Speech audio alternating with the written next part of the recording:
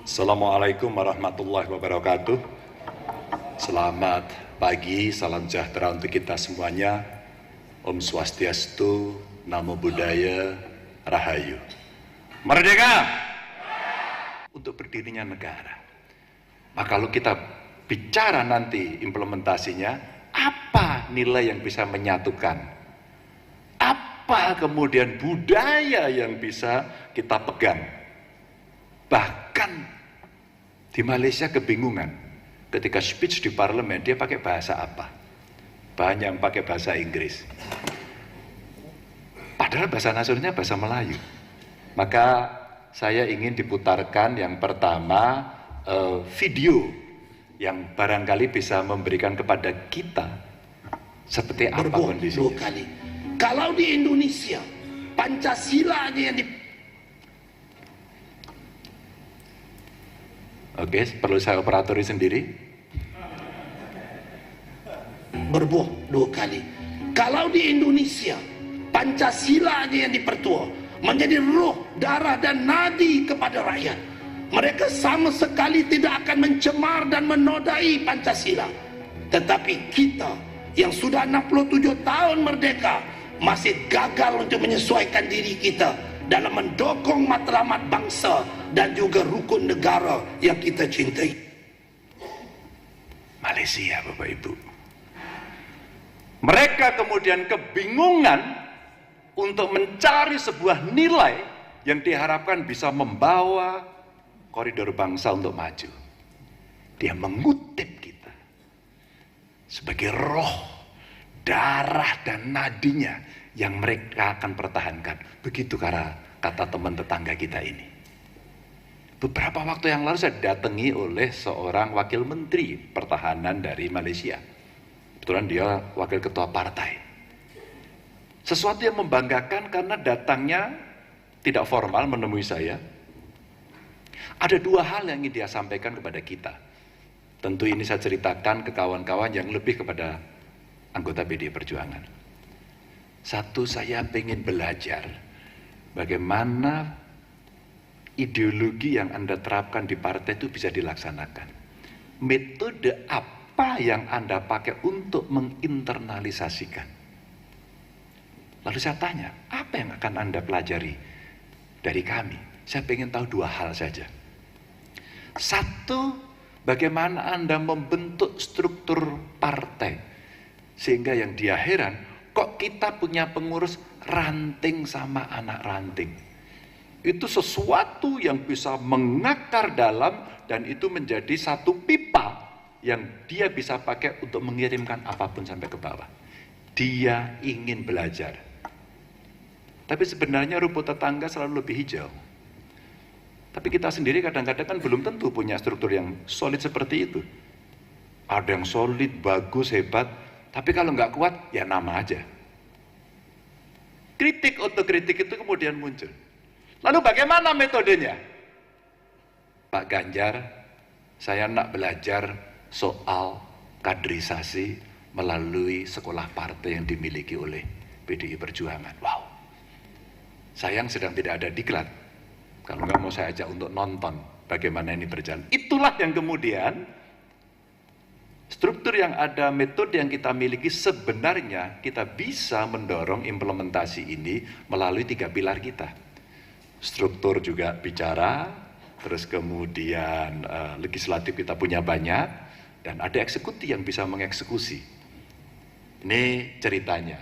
Maka apa yang disampaikan oleh anggota parlemen dari Malaysia sebenarnya untuk mengingatkan pada kita semua, tetangga kita saja melihat apa yang kita kerjakan ini sesuatu yang penting.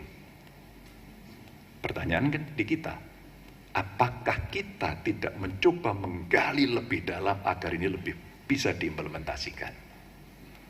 Nanti silakan teman-teman, yang partai bagaimana struktural, yang eksekutif apa yang mesti dilakukan, apakah sesuai dengan apa yang menjadi amanat rakyat tadi yang Mas Eko sampaikan, dan tentu yang di legislatif bagaimana mengawal. Khusus untuk kota Jogja pasti akan menarik, karena tadi disampaikan seumur-umur baru menang PDI Perjuangan sekarang begitu, dan sendiri. Wow. Sendiri itu ada kebanggaan loh. Sama ini diroyok menang itu seneng ya.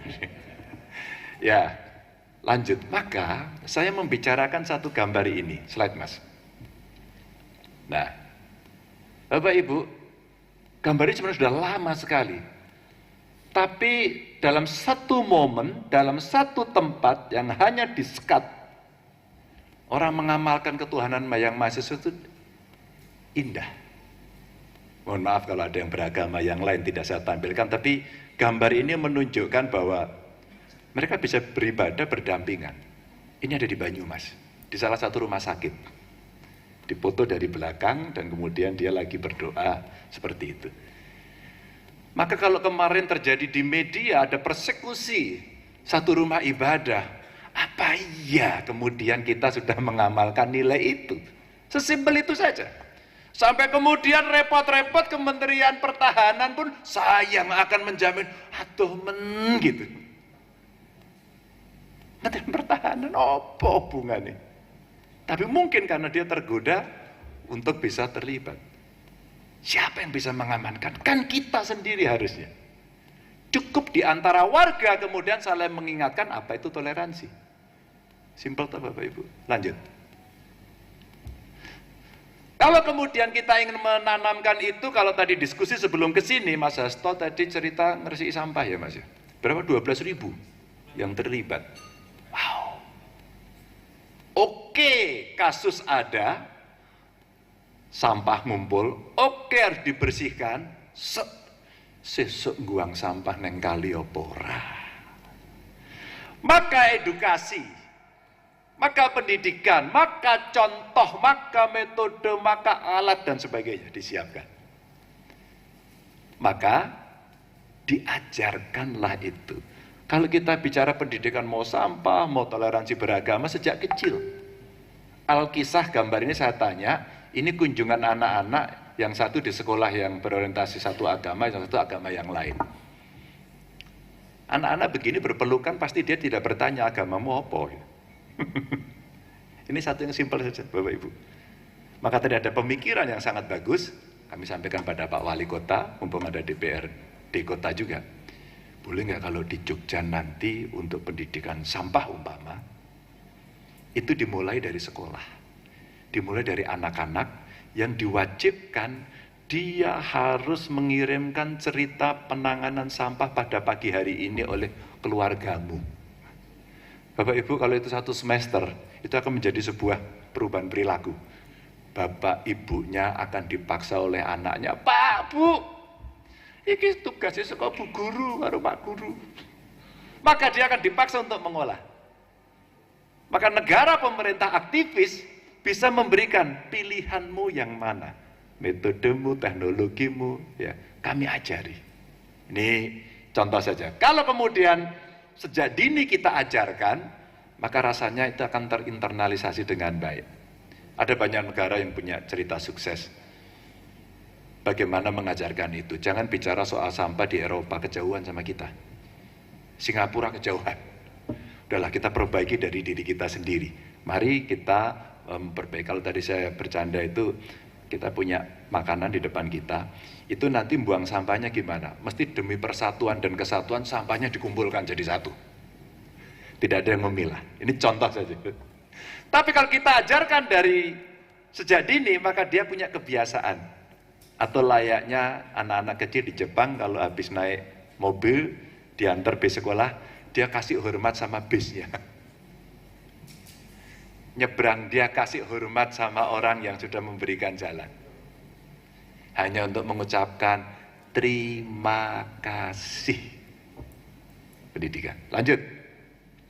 Maka berikutnya Bapak Ibu, kalau kita punya nilai kemanusiaan itu, kalau ada kecelakaan, ojo mbok tekoni. Jebret, jatuh, tulung ngono, ojo mbok tekoni. Kecelakaan nggih Pak ngono. Lah kuwi nek ora kan mesti ngomong, "Lho matane napa ndelok to Pak, niki kula niku tiba."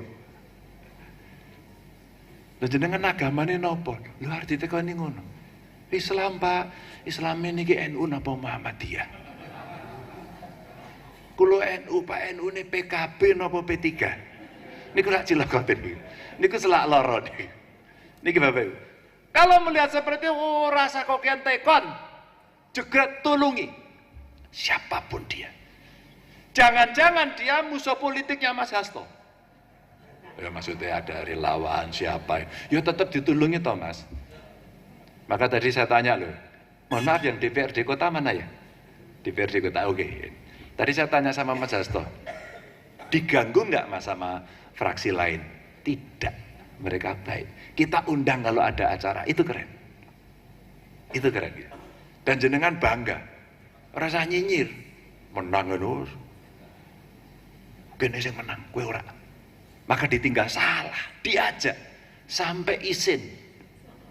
Akhirnya mendukung. Simpati itu penting untuk disampaikan. Maka ditulungi. Siapa lagi yang menolong ini yang rame? Ini cerita lucu Pak Hasto, eksekutif ini. Nanti teman-teman DPRD pasti juga banyak. Atau kawan-kawan yang jadi hadir di sini, audiens yang keluarganya mungkin pernah disambati. Jenengan PD Perjuangan mbak aku ditulungi.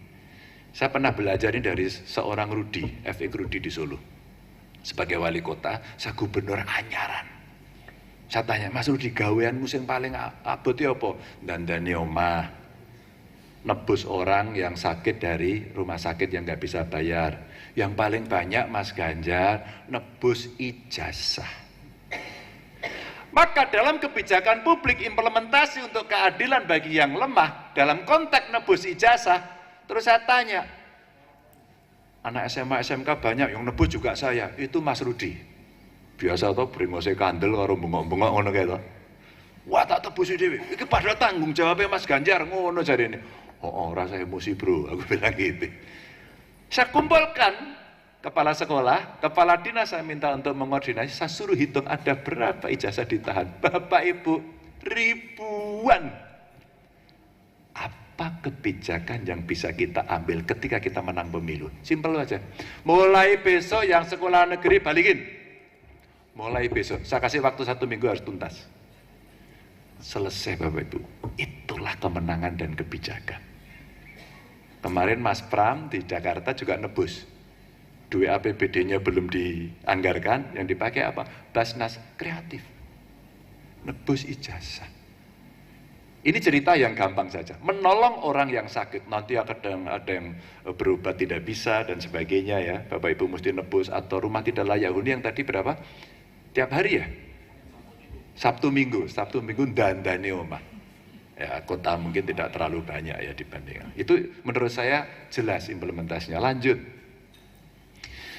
Bapak Ibu, bersatu itu budaya kita lama loh. Golek ono sampean sing sudah keliling dunia, ada enggak wong bopong omah kayak gini nih? Ini pesannya coba. Leadershipnya ada, satu orang memimpin, satu orang memimpin, yang lain gotong rakit yang rodok miring gitu kan. Itu nek ora kompak nggak ada yang ngabani, yang mengorkestrasi ambruk loh. Bapak Ibu, ini visual yang simple bagaimana budaya kita bersatu itu ada dan hidup. Ada dan hidup. Gotong royong itu sebuah nilai, kalau Pancasila diperas nilainya gotong royong, suwe sana iki. Sudah ada. Tinggal kita mengingatkan dan kemudian kita selalu bisa up to date pada kondisi sekarang. Lanjut. Maka Bapak Ibu, saya bilang ono rembuk dirembuk. Maka ketika ada persoalan dan kemudian itu sulit sekali, dudukkan di demo mahasiswa. Mahasiswanya diundang terlibat. Libatkan kampus ya.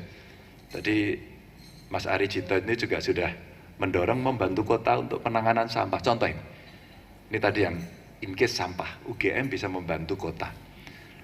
Kota itu lahannya sedikit, nguangi ning ngendi. Maka dalam konteks itu enek tonggone, Bantul, ya toh, Piungan sebagai sampah areanya sudah ada itu. Sleman itu akan kemana? Nanti kalau tidak, maka kekuatan-kekuatan gotong royong dari masyarakat itu tidak pernah bisa kita optimalkan, padahal bisa. Maka musyawarah desa, rembuk desa, komunikasi yang ada di masyarakat, maka ini berjalan. Saya ngikuti hari ini mahasiswa-mahasiswa yang sedang KKN di seluruh Indonesia. Itu ternyata tiap hari mereka mencari persoalannya, memecahkan persoalannya dengan cara seperti ini. Ini kan demokratis banget ini. Bapak Ibu, ini cara-cara yang sebenarnya berhikmah pada kebijaksanaan. Berhikmahnya itu seperti apa? Dirembuk. Rasanya susik bro, dirembuk. Ini sesuatu yang ruang-ruang itu bagus. Maka kalau tadi Mas Eko cerita, oh Pak Wali itu kalau setiap pagi nemuin warga, itu keren menurut saya. Wingko sing diceritake warga warna-warna, ditagih hutang, ya toh wingi melu judol kalah, gitu. Pinjole ditagih, itu stres semuanya. Itu kalau kemudian pemerintah itu datang mendengarkan tiap hari, maka berjalan. Mas Hasto itu ketemunya warga setiap hari. Jam pinten niku? Oh, Rabu pagi? Open house ya, kayak lebaran ya. Tiap hari open house, setiap Rabu open house. Mendengarkan suara masyarakat itu keren. Nanti dengan Mas Hasto setiap Rabu, dengan rakyat setiap saat. Gimana setiap saatnya? Sistem. Apa itu sistem? Complaint handling. Complaint handlingnya apa? By system. Monggo. WA, SMS, telepon, aplikasi yang nanti OPD-nya semua wajib untuk merespon. Udahlah, implementasinya seperti itu. Kula nek sambat niku kula ngerti alamate. Nggih nek ajeng ketemu Mas Hasto niku nggih sibuk. Gitu, amben Rebo mawon.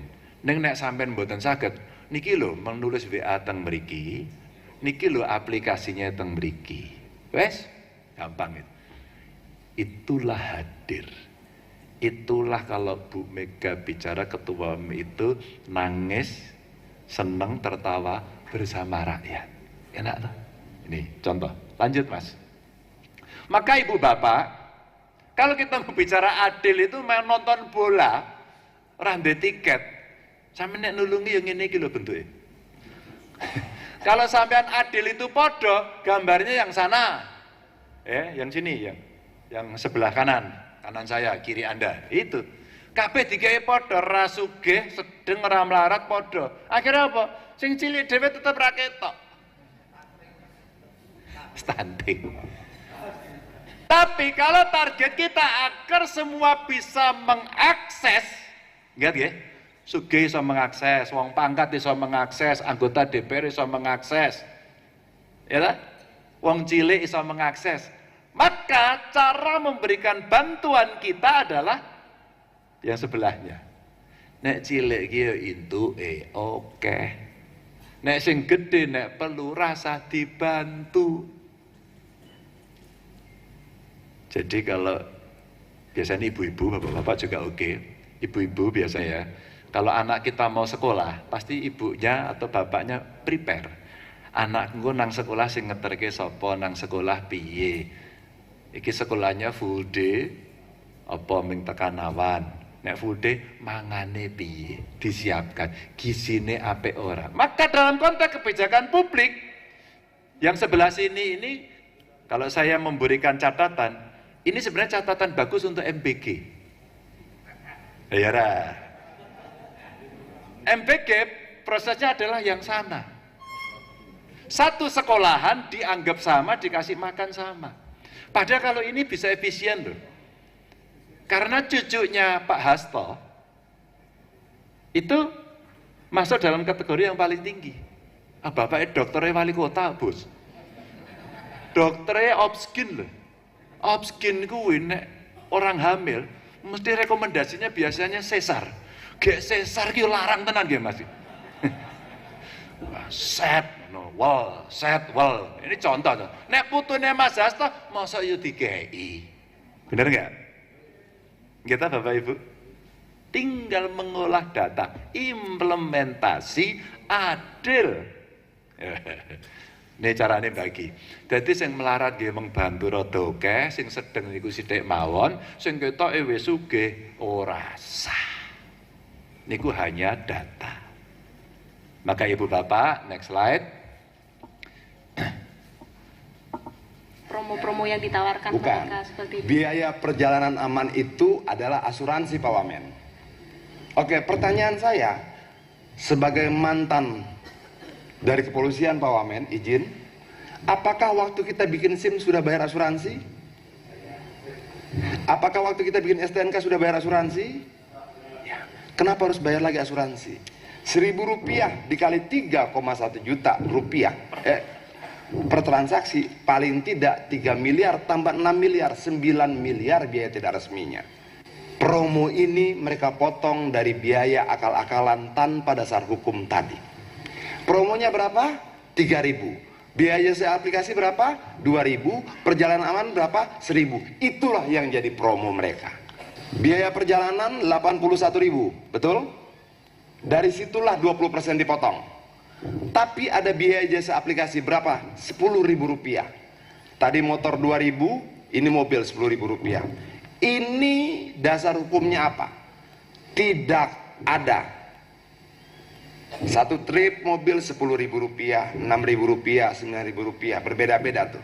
Oke. Ada biaya lokasi Rp18.000. Ini dasar hukumnya apa? Ada yang bisa jawab, Pak? Ibu? Dasar hukum biaya lokasi Rp18.000 ini apa? Boleh saya bantu? Karena ini menjemputnya ke bandara. Menjemput ke bandara dapat bayar 18.000. Uangnya ke bandara atau ke aplikator? Tidak ada yang tahu. Jadi ada, kalau mobil ada Rp10.000 tambah Rp18.000 tambah perjalanan aman Rp1.000, ada paling tidak di data ini Rp29.000 dipungut dari driver dan konsumen tanpa dasar hukum apapun. Bagaimana kalau saya katakan negara bertahun-tahun membiarkan pungli bertriliun-triliun rupiah terjadi di depan mata kita? Ya.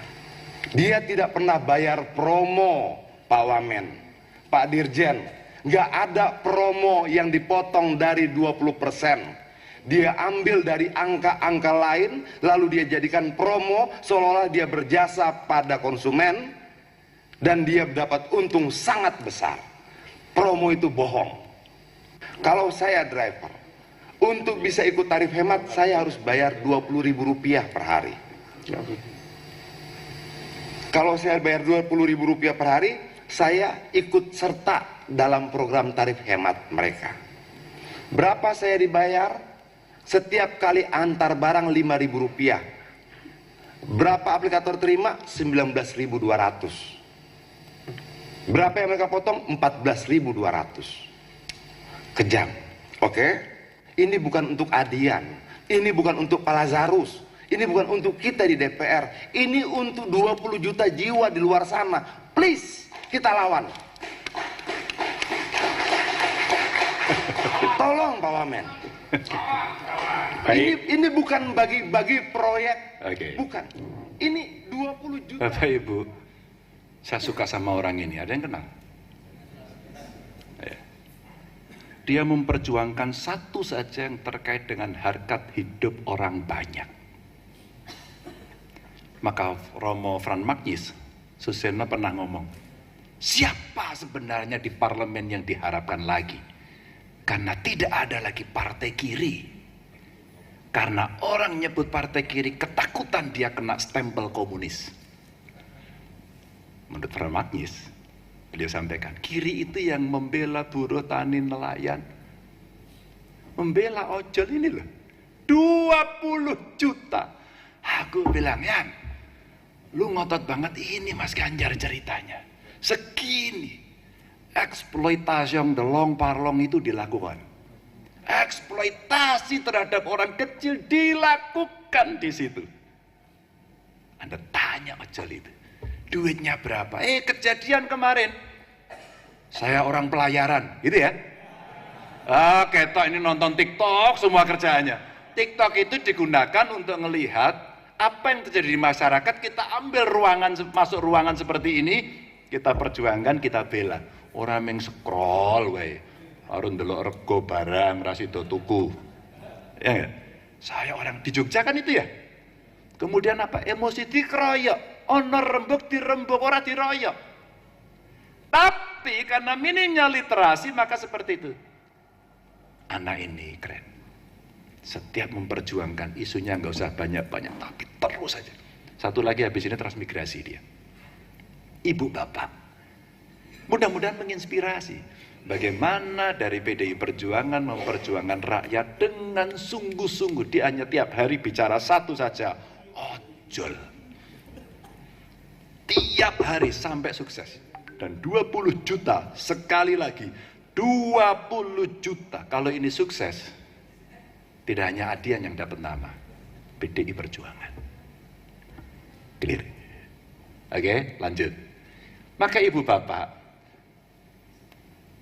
dalam konteks yang lebih besar sebenarnya Bung Karno sudah menyampaikan bagaimana politik kita bisa berdaulat. Maka kemarin kita kumpulkan seluruh kepala daerah yang kita miliki. Terus kemudian ada training, berbagilah cerita bagaimana daulat politik itu kita pegang. Yang sudah jadi bupati, wali kota, gubernur atau wakil, apa yang bisa kita kerjakan untuk rakyat. Ada janji politik, ada yang menjadi target partai, maka kemudian semua dikerjakan bersama-sama. Kita nggak usah bingung, putusan MK besok pemilunya nasional atau lokal. Berdebat sekarang rame sekali. PDI Perjuangan harus siap dalam keadaan apapun. Kalau kemudian kita terus di rakyat, ada kepercayaan, karena kita bela terus rakyat. Biarkan nanti DPP, masukan dari kawan-kawan, kita memperbincangkan. Kira-kira kalau kita rubah pelanggaran konstitusi baru akan muncul atau tidak? Kira-kira ini ada pelanggaran dari konstitusi atas putusan konstitusi atau tidak? Ini diskusinya panjang. Biarkan diskusi dulu, semua keluar. Teori-teori demokrasinya, teori itu di politiknya semua keluar. Tapi nanti kita akan rumuskan. Kami sedang menyiapkan itu. Kebetulan ini bagian saya juga. Yang kedua, bagaimana kita bisa berdikari dalam bidang ekonomi. Maka kemarin kepala daerah kita minta, bagaimana berdikari. Pak Hasto umpama pernah punya pengalaman soal penanganan stunting ya Mas Hasto. Luar biasa. Kita minta contoh yang pernah dikerjakan Pak Hasto ini, kita bagikan kepada yang lain. City branding kemarin disampaikan. Siapa yang sukses dengan pangan, siapa yang sukses dengan pengelolaan lingkungan, siapa yang sukses dengan good and clean governance. Yang anti korupsi, kumpulkan semuanya. Maka betul-betul kita akan bisa berdikari. Etalasenya adalah Pak kawan-kawan dari kepala daerah. Kota Jogja salah satunya. Nah kalau Kota Jogja, kemudian ada Gunung Kidul. Gunung Kidulnya mbos ya kayak. Aku kadang-kadang terganggu karo Mbak Indah apa sepatu nih. Tapi luar biasa itu. Dan sat-set gitu. Itu menyenangkan. Ini contoh-contoh saja yang bisa kita sampaikan. Dan terakhir tentu bagaimana kepribadian dalam kebudayaan ini yang sebenarnya kepribadian kebudayaan ini tadi loh, yang Malaysia tadi loh. Dia kebingungan mau pakai bahasa apa, kita sudah punya undang-undang bahasa. Kadang-kadang bicara di dunia internasional atau ada tamu asing nggak mau pakai bahasa Indonesia. Pakai aja, kita undang-undang bahasanya wajib kok itu. Sama. Belanjanya pakai duit asing, currency-nya asing, tidak pakai duit rupiah. Ini contoh-contoh saja. Tapi budaya ini banyak sekali, termasuk budaya bersih tadi itu. Jogja Celing. Jogja Celing itu menurut saya bagus sekali bahasa yang bisa disampaikan ke sana. Nanti kita bantu Mas. Kita gerakkan semuanya. Nah Bapak Ibu, mudah-mudahan diskusi seminar ini memunculkan persoalan-persoalan yang ada di masyarakat, sampaikan, ada banyak narasumber yang hebat sekali, syukur-syukur nanti rencana ya Mas, ada proceeding yang nanti akan dibikin, ini jagoan-jagoannya sudah siap, sehingga nanti betul-betul sampai pada rekomendasi kebijakan. Saya sengaja tidak cerita soal eksekutifnya, biar Pak Hasto yang nanti cerita sendiri. Yang saya cerita legislatifnya, karena eksekutifnya saya tidak mau, nanti beliau cerita sendiri. 100 harinya sudah saya baca tadi di sana. Ya para kabuten ya Mas Hasto, ini harus perlu bantuan yang lain. Maka Bapak Ibu, untuk menutup acara ini saya masih punya satu video yang dilakukan oleh salah satu anggota DPRD perempuan yang betul-betul mau peduli. Tapi karena DPRD tidak eksekutif, maka dia mencarikan jalan untuk memperjuangkan. Kita lihat.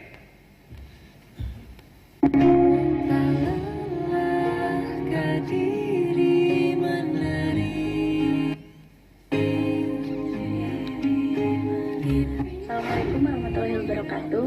Saya Gea Aprilia, anggota DPR Kabupaten Garut Dapil 5. Hari ini tanggal 5 Juli 2025, pada kegiatan reses kali ini saya menengok rumah Pak Atang di Kampung Cikekes, Desa Sukamulya, Kecamatan Singajaya, yang rumahnya nyaris roboh. Saya di sini insya Allah ingin membantu sedikit memberikan sembako dan uang tunai untuk meringankan beban Pak Atang. Mudah-mudahan Pak Atang sekeluarga disehatkan. Dan saya juga akan berkoordinasi dengan Pemkab Garut untuk berkolaborasi dengan CSR dan Basnas untuk pendanaan. Dan saya juga akan berkoordinasi dengan Kemensos RI supaya mendapatkan rumah sejahtera dan rumah yang layak. Ayo, mari kita gotong royong untuk membangun rumah Pak Atang. Sekian dari saya. DPRD perempuan, keren ya. Dia tidak bisa menyelesaikan sendiri, tapi dia kasih sembako sebagai sebuah empati dia kepada rakyat miskin yang rumahnya kayak itu. Kalau kita tidak tergerak, hati kita sudah mati. Begitu kita tergerak dan tidak tahu bisa menyelesaikan cara secara keseluruhan, dia kasih dulu sembako sebagai bentuk empati. Tapi saya setelah ini akan berkoordinasi dengan Pemda, setelah ini saya hubungi Basnas, setelah ini saya akan ke Kemensos untuk memperjuangkan agar rumah itu bisa dilakukan. Selamat berjuang, merdeka! Assalamualaikum warahmatullahi wabarakatuh.